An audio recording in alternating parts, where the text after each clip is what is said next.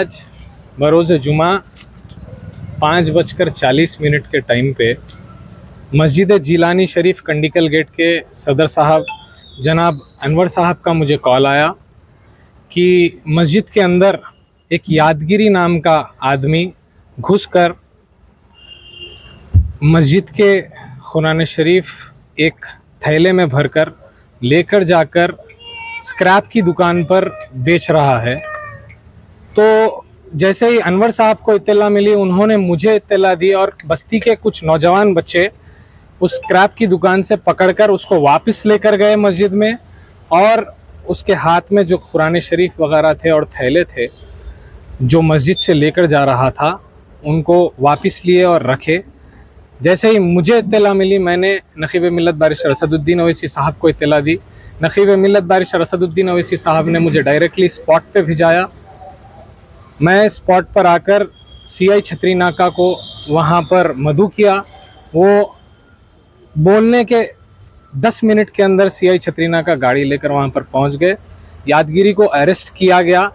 बताया ये जा रहा है कि वो कचरा चुनने वाला है और नशे की हालत में ज़्यादातर रहता है।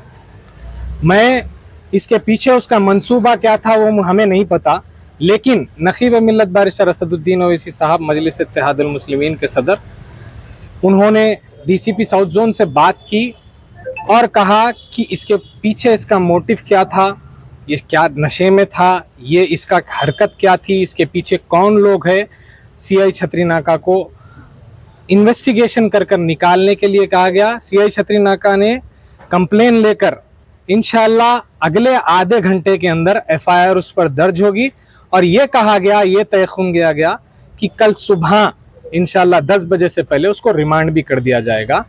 बस्ती के कंडिकल गेट के सारे बड़े लोग, यहाँ के लोग भी मौजूद थे, नौजवान भी मौजूद थे। मैं सबका शुक्रिया अदा करूँगा पीस मेंटेन करने के लिए, और इंस्पेक्टर छतरी नाका से फिर से मीडिया के ज़रिए गुजारिश करूँगा कि उसके ऊपर सख्त से सख्त कार्रवाई की जाए।